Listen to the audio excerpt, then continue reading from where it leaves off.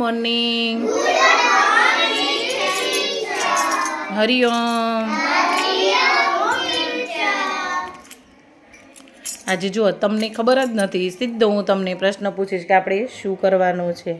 ખબર છે તમને કે ટીચર શું કરવાના છે આજે? નથી ખબર ને શું કામ તમને બેસાડ્યા? તો જુઓ, આજે મારી છોકરી, મોટી છોકરી છે ને, એનું નામ રિંકલ, એનો જન્મદિવસ છે. શું છે? જન્મદિવસ. તો તમારા માટે જુઓ સરસ મજાના ભાઈ બિસ્કિટના પેકેટ લાવ્યા. અને તમે છે ને જન્મદિવસ કઈ રીતે ઉજવો છો? કેક ને એવું લાવો છો? તો નહીં લાવવાની. કેક લવાય? હે? કેક લાવીએ, કેક વધારે ખાઈએ તો શું થાય?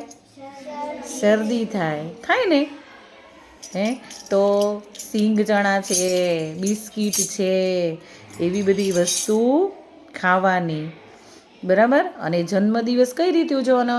તો કંઈક સારો નિયમ લેવાનો. તમારો જન્મદિવસ હોય એટલે સરસ મજાનો નિયમ લેવાનો કે આજે મારો જન્મદિવસ છે તો હું હંમેશા સાચું બોલીશ, હું દરરોજ સ્કૂલે જઈશ. પછી એવો નિયમ લેવાય કે હું બીજાને મદદ કરીશ. મદદ એટલે બધી જ પ્રકારની મદદ આવે. બરાબર? આપણે વાંચવા લખવામાં મદદ કરી શકીએ કે હું મારી બેનપણીને મદદ કરીશ. કોઈની સાથે ઝઘડો કરાય નહીં, કોઈને મારી લેવાય નહીં. આપણે તો કેવા તાણીને વડકા નાખીને બોલીએ છીએ, એ રીતે બોલવાનું નહીં. તો જો દીદીનો જન્મદિવસ છે તો દીદીને જન્મદિવસના ખૂબ ખૂબ અભિનંદન. અને તમને સરસ મજાનું ગીત ગાતા આવડે છે ને? કઈ રીતે અભિનંદન આપશો?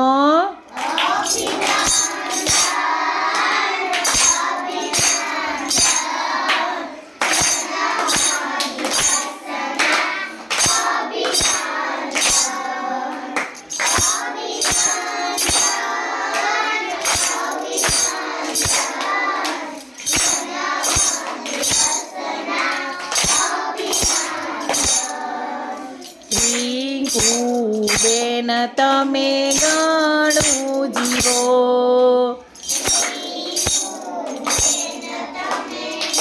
બોલો રિંકુ બેન તમે પ્રગતિ કરો.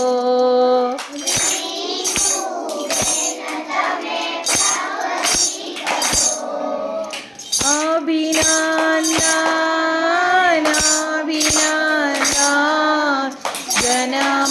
જન્મદિવસના અભિનંદન.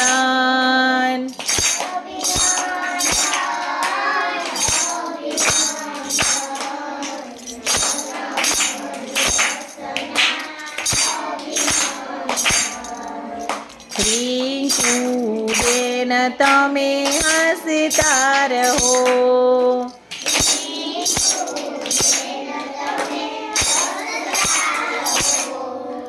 અભિનંદન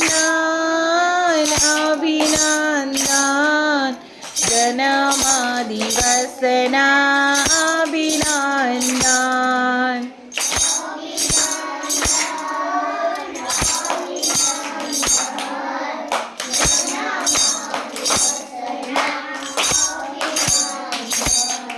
ક્લેપ. જો તમે નાના હોય ને ત્યારે તમે તમારા મમ્મી માટે ડીંગલી કહેવાઓ. શું કહેવાઓ?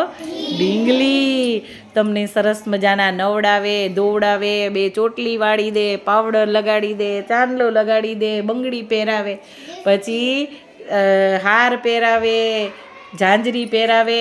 ઓલું નથી આવતું, એક અમારી ડીંગલીને એવી સજાવું, વીંટી પહેરાવી દે. એટલે નાના હોય ને એટલે તમે તમારા મમ્મી માટે ડીંગલી કહેવાઓ. શું કહેવાઓ? ડીંગલી. પછી જેમ મોટા થાવ ને એટલે તમે તમારા મમ્મીના બેનપણી થઈ જાઓ. શું થઈ જાઓ? બેનપણી.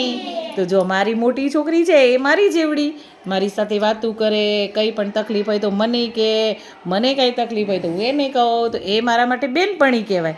શું કહેવાય ભાઈ? બેનપણી. સાચી બેનપણી કહેવાય. કેવી બેનપણી કહેવાય ભાઈ? સાચી. તમારી બેનપણી કોણ? તમારા મમ્મી.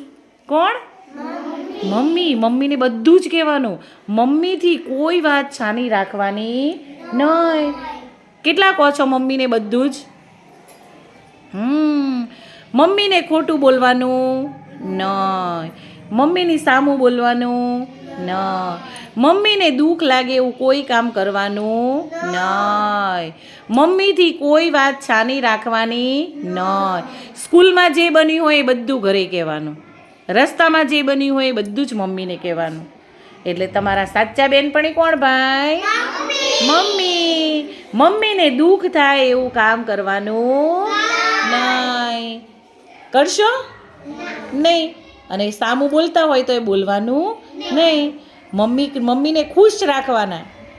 કેવા રાખવાના? મમ્મીને ખુશ રાખવાના. મમ્મીને મદદ કરાવો. મમ્મી કે એ કામ કરો એટલે મમ્મી ખુશ જ રહે તમારાથી. રહે કે નહીં? જો પ્રિયંશીબેનને હસવું આવ્યું. રહે કે નહીં? તો હસતા મમ્મી હોય તો કેવા લાગે? સારા લાગે ને? હા. તો મમ્મીને ખુશ રાખશો ને? તો બોલી જાઓ, મમ્મીને ખુશ રાખીશું. Very good, clap.